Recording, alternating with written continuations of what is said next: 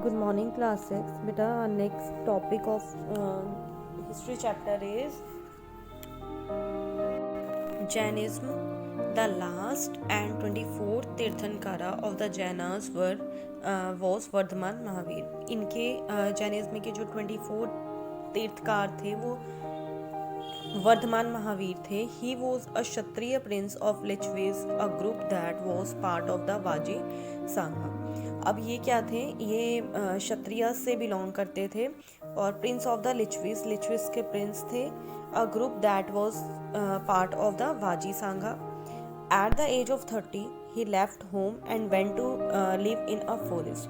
30 की एज में उन्होंने अपना घर छोड़ दिया और फॉरेस्ट में चले गए.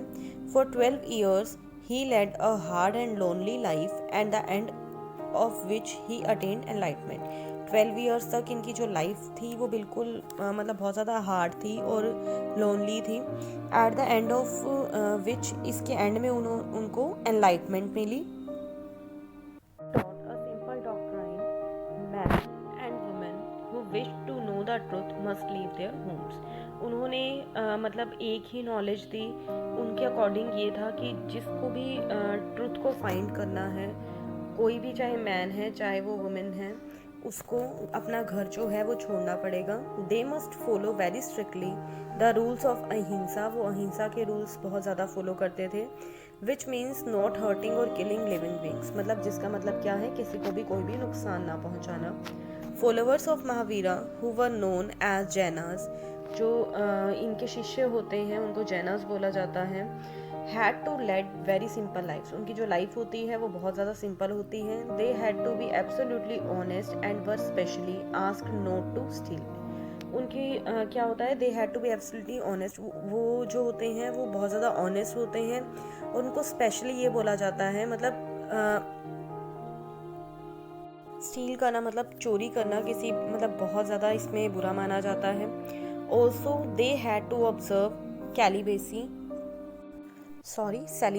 It's celibacy. अब उनको क्या होता है, also they had to observe celibacy मतलब उन्हें अपनी जो लाइफ है वो पूरी मतलब अनमैरिड स्पेंड करनी होती है. And men had to give up everything including their clothes. मतलब उन्हें जो सब कुछ है अपना वो अपने भगवान पर कर देना होता है न्यौछावर. It was very difficult for most man and women to follow this. हर किसी मतलब वो फॉलो करना बहुत मुश्किल होता है. Jainism was supported mainly by traders. Jainism जो था वो जो ट्रेडर्स थे, जो व्यापारी थे, उनके द्वारा ज़्यादा फॉलो किया जाता था. The teachings of Mahavira and his followers were transmitted orally for several centuries. इनकी जो टीचिंग्स थी लॉर्ड महावीरा की, ओरली मतलब ओरली उसको क्या किया गया, ओरली उसको ट्रांसमिटेड किया गया लोगों में. The Sangha was an association of those people who left their homes. Sangha जो होता है वो एक ऐसी एसोसिएशन होती है जो लोग मिलकर बनाते हैं, मतलब जो लोग घर छोड़ देते हैं उनकी एसोसिएशन होती है. The rules made for the Buddhist Sangha were written back in a book called the Vinaya Pitaka. अब जो बुद्धिस्ट सांघा के लिए जो रूल्स राइट किए गए हैं उसको एक बुक में राइट किया गया है विनाया पिताका के अंदर. Men and women who join the sangha led simple life. जो मैन और women who join the sangha, जो सांघा को ज्वाइन कर लेते हैं, लेड सिंपल लाइफ, उनको सिंपल लाइफ जीना ज़रूरी होता है. They meditated for most of the time and went to the cities and villages to beg for food during fixed hours. अब क्या होता है, जो सांघा से जुड़ते थे बेटा वो ज़्यादा टाइम तक मेडिटेशन करते थे और जो खाना होता था वो दूसरों के घरों से मांग कर खाते थे. उसका फिक्स्ड आवर्स होते थे. That is why they were known as bhikshus. अब इसलिए उनको भिक्षु कहा जाता था. That is why they were known as bhikshus. The Prakrit word for renouncer beggar, जिसका मतलब होता है बैगर. एंड भिक्षनीज, जो लेडीज होती थी उनको भिक्षनीज बोला जाता था. Those who joined the sangha included Brahmin, Kshatriya, merchants, labourers, barbers, courtesans and slaves. मतलब कोई भी इसके साथ जुड़ सकता था, चाहे वो किसी भी कास्ट का है. monasteries, both Jaina and Buddhist monks went from place to place throughout the year teaching people.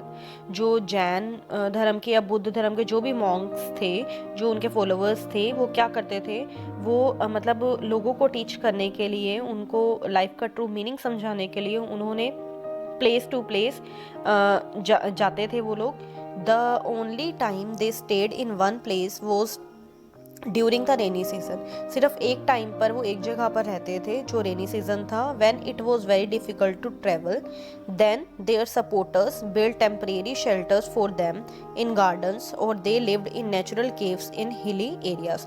और जो उनके सपोर्टर्स होते थे उस टाइम पे क्या करते थे, उनके लिए कोई टेम्परेरी शेल्टर्स जो होती थी वो बना देते, या तो गार्डन्स के अंदर बना देते थे, टेंट वगैरह लगा देते थे, या फिर वो क्या करते थे, नेचुरल जो हिल्स होती हैं, उस केव्स जो होती हैं उनके अंदर रहते थे. The permanent shelters which monasteries were built were known as viharas. और जो परमानेंट उनके शेल्टर्स होते थे, जहाँ वो परमानेंट रहते थे, उनको विहारा बोलते थे. The earliest viharas were made of wood and then of bricks. पहले के टाइम के जो विहारा होते थे वो वुड के बने होते थे, लेकिन बाद में वो ब्रिक से बनाना उनको स्टार्ट कर दिया. सम वर इवन इन केव्स. कई केव्स में होते थे, specially in western India. Western India के अंदर ये केव्स के अंदर बने हुए होते थे. Over the centuries Buddhism spread to many parts of the subcontinent and beyond. धीरे धीरे टाइम के अकॉर्डिंग ये जो धर्म थे, रिलीजन जो थे, वो बहुत सारी अदर कंट्रीज में भी फैल गए.